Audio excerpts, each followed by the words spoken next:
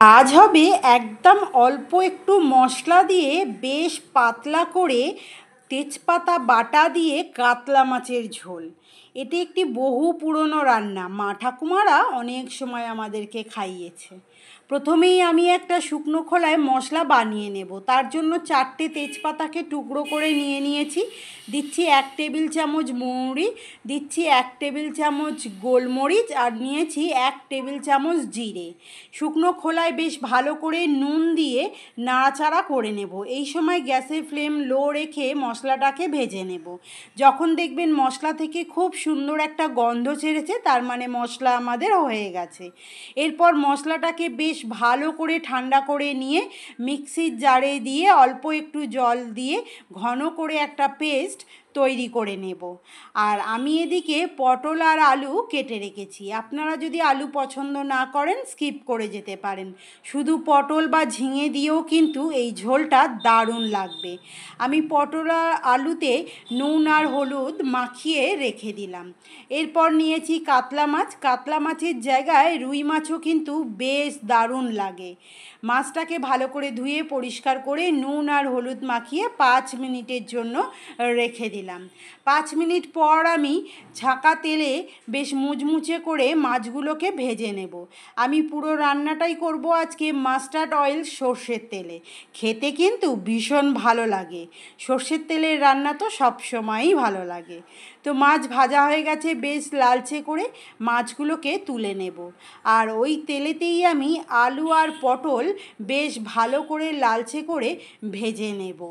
কেমন লাগছে এই রেসিপি জানাতে কিন্তু ভুলবেন না। ভালো লাগলে একটা লাইক আর কমেন্ট করে আমার পাশে থাকবেন।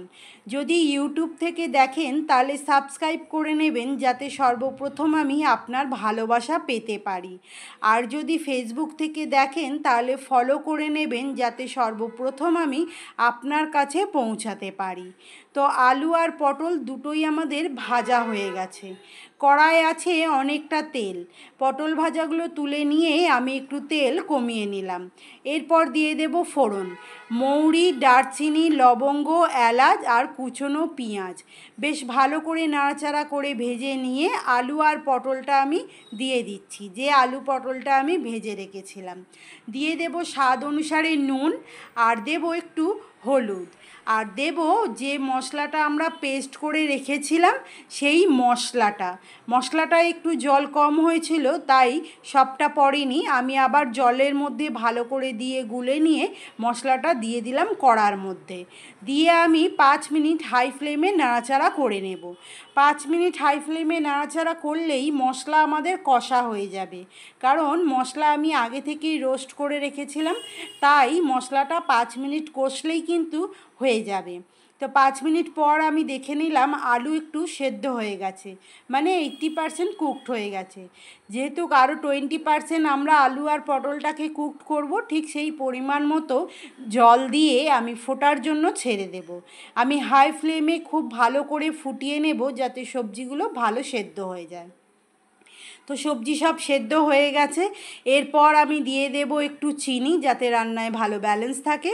দেব চিড়ে রাখা কাঁচা লঙ্কা, দেব কুচি করা ধনেপাতা, আর দেব ভেজে রাখা মাছগুলোকে। দিয়ে আমি 2 থেকে 3 মিনিট হাই ফ্লেমে ফুটিয়ে নামিয়ে নেব। কেমন লাগলো আজকের এই রেসিপি জানাতে কিন্তু ভুলবেন না। ভালো লাগলে একটা লাইক আর কমেন্ট করে আমার পাশে থাকবেন। তো আজ আমাদের রেডি হয়ে গেছে তেজপাতা বাটা কাতলা মাছের পাতলা করে ঝোল। গরম ভাতে দারুণ লাগে। একবার বাড়িতে ট্রাই করতে পারেন। আবারও দেখা হবে আমার সকল প্রিয় বন্ধুর সঙ্গে নতুন একটা রেসিপির সঙ্গে।